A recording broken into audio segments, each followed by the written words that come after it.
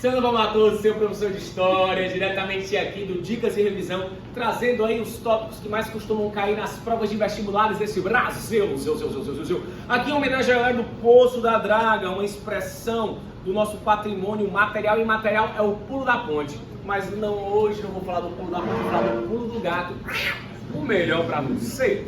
Então hoje vamos bater um papo sobre imperialismo, tá beleza? E quando a gente fala de imperialismo, galerinha, aquela revisão marota e rapidinha, lembrar que ele está no contexto do século XIX, ou seja, da segunda Revolução Industrial.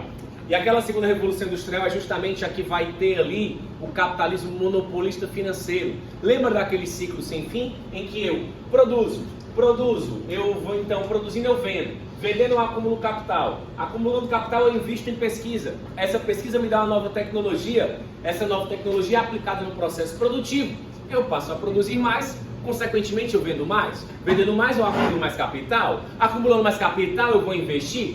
Ciclo sem fim, a gente sabe que não. A gente sabe que isso aqui vai dar uma quebra e vai gerar uma crise no capitalismo, que é justamente a crise da superprodução. Então as potências europeias, a segunda revolução industrial principalmente, vão precisar de mercado consumidor, matéria-prima, alimentos e lugar para investir o capital.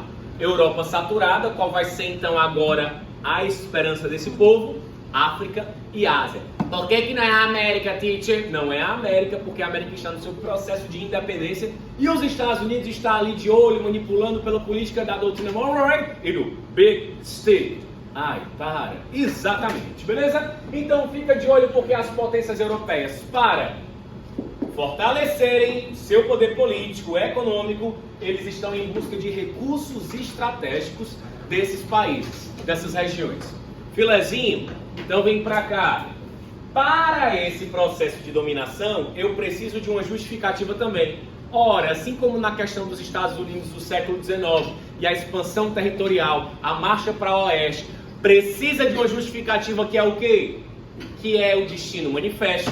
No imperialismo, a justificativa pseudocientífica, mas que na época se travestia de cientificismo, é qual?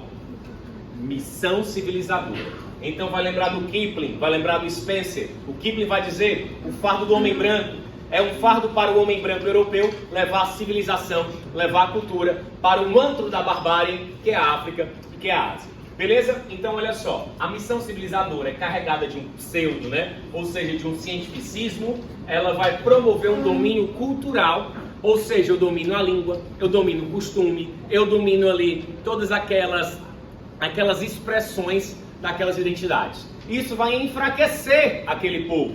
Por isso que ainda hoje na África nós temos vários países que falam outros idiomas. Mas aqui no Brasil também acabamos sofrendo um pouco disso. Por falar nisso, falar de imperialismo, você tem que saber de dois continentes, minha gente. África e Ásia. Na maioria das provas, quando cobram África, é sobre o quê? É sobre o processo de dominação, que faz com que muitas pessoas tenham uma ignorância histórica da região. Tem um desconhecimento há muito tempo do continente africano. E aí isso abre margem para quê? Para o exotismo, para a gente achar que tudo na África é fantasioso, é diferente, é exótico, é uma coisa assim peculiar, quando na verdade deve ser respeitado, entende? Então existe um processo histórico e bem anterior que nos faz ter uma visão específica da África reducionista. A gente vai perceber que a África vai ser, de fato, a famosa partilha do continente pela Conferência de Berlim. Beleza, minha gente? Então presta atenção. Falei de imperialismo, falei de África, falei de dominação cultural por meio da missão civilizadora. E essa dominação cultural favorece um desconhecimento dessa região que permite que a gente tenha visões estereotipadas e exóticas do espaço, do povo e da cultura. Filé? Falando de Ásia, dois conflitos básicos para vocês, são os que mais caem. Guerra ou revolta dos Cipaios, que é o domínio da Inglaterra na Índia, e de modo especial, esse bem intenso, a Guerra do Ópio, tá certo? Em que a Inglaterra vai lutar e vai entrar numa disputa com a China, porque a China reage ao tráfico de ópio de Dordas Manolo, que a Inglaterra queria, aí é loucura, certo? A Inglaterra, mais poderosa belicamente falando, vence o conflito, a China perde.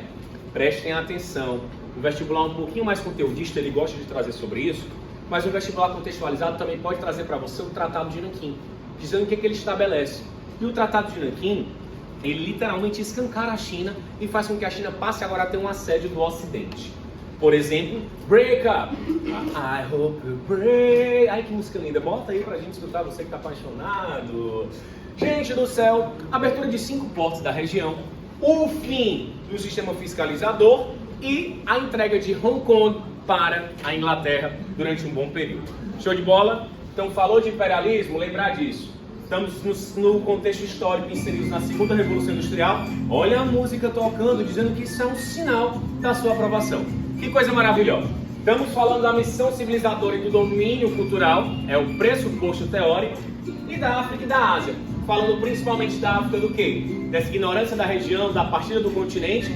E na Ásia, lembra, cipaios e ópio, dá uma focadinha mais na guerra do ópio e as consequências do Tratado de Nanquim. Mais dicas e revisão, segue a gente, vem comigo, sou Dom Matoso, seu professor de História.